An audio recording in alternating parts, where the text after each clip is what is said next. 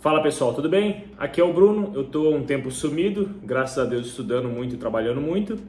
E eu trouxe aqui para vocês uma notícia da BBC News com a seguinte pergunta: o que o Brasil pode perder com a demora para o acordo na América do Sul e União Europeia? É claro que isso aqui é uma reportagem direcionada, ela já está querendo dar a entender que o Brasil tem algo a perder com essa demora de fechar o acordo com a União Europeia. E eu falo Brasil, o Mercosul, mas o Brasil é o país mais forte, mais populoso, maior produtor. Então a gente pode entender que é o Brasil perdendo com isso. Mas a gente tem que entender o seguinte: o Brasil, ele tem uma terra única e ele tem um clima único para a produção de vários alimentos, vários grãos principalmente, e grãos que produzem outros alimentos, como soja, arroz, milho e alguns outros grãos que são base para a alimentação de muitas pessoas do mundo e para muitos alimentos diferentes, remédios e até mesmo combustível. E sabendo disso, a gente tem que entender também que a França é um grande produtor, mas a França é um grande produtor dentro da Europa. E a França está com essa agenda verde e tudo mais. O Macron, ele é um presidente que defende bastante isso. E eu acho que a gente tem que cuidar do meio ambiente, a gente tem que ser responsável com o meio ambiente e tem que aprender a produzir com o meio ambiente. Uma coisa não é contra a outra, não significa que porque a pessoa precisa produzir, ela precisa acabar com o meio ambiente. Isso não tem lógica, até porque se você acaba com o meio ambiente, você acaba com a produção. Se você acaba com o meio ambiente, você acaba com as pessoas. E você vai produzir para quem se você vai acabar com as pessoas? É uma lógica simples, mas que muita gente faz muito alvoroço em volta disso. Então, sabendo que a França é um dos maiores produtores e sabendo também que a França, para ser um dos maiores produtores, ela financia muito dos seus produtores. Ela não tem grandes produtores tão bem sucedidos como o Brasil.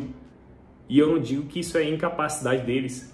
Isso aqui é por causa do clima deles, é por causa do solo deles, não só a qualidade do solo para a produção, mas também o terreno deles muitas vezes não são tão planos quanto as regiões mais agrícolas do Brasil, que isso dificulta tanto a logística quanto a produção em relação ao trator passar por ali, enquanto a correção do solo, tudo é muito mais complexo lá, tudo é muito mais difícil em relação a isso. Então, para a França, é uma disputa muito difícil de ganhar. Ela não consegue ganhar com os preços brasileiros, ela não consegue ganhar da produção brasileira, ela não consegue ganhar da qualidade do alimento brasileiro.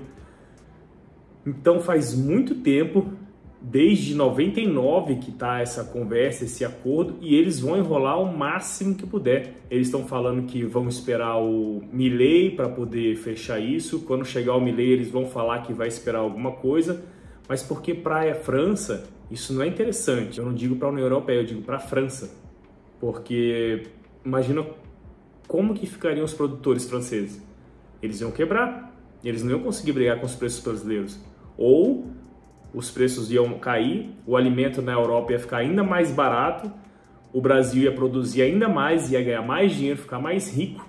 O governo brasileiro ia ganhar ainda mais dinheiro dos impostos do agro, que é o que vem carregando o Brasil nos últimos 20 anos e provavelmente vai carregar o Brasil nos próximos 80, 100 anos.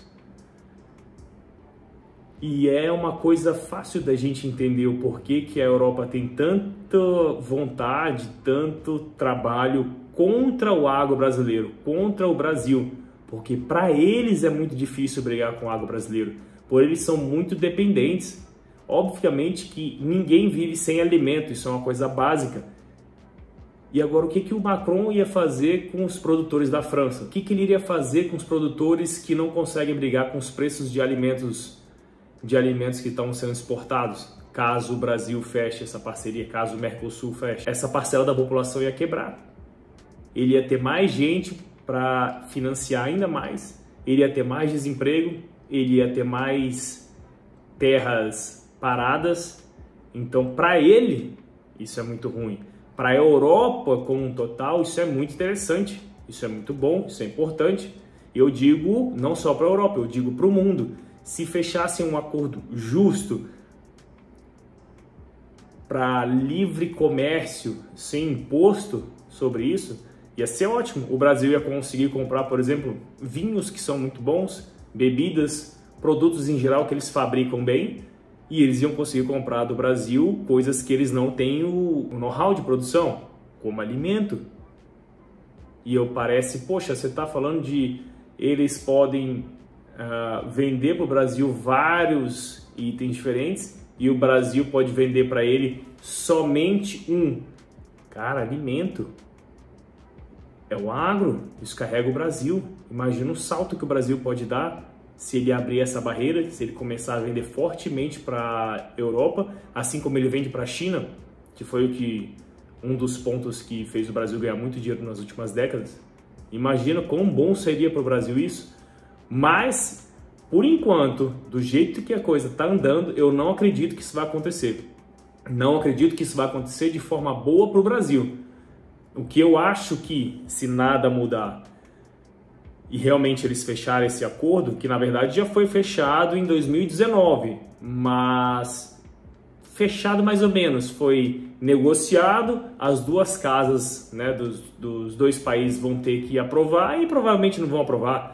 Vai chegar aqui no Brasil e vai ter imposto onde não tem que ter, vai chegar lá e eles vão falar, não, isso aqui vai estar mais barato que a nossa produção, na nossa produção nacional, e a gente vai falir nossos produtores. Então, assim, são muitos interesses. Se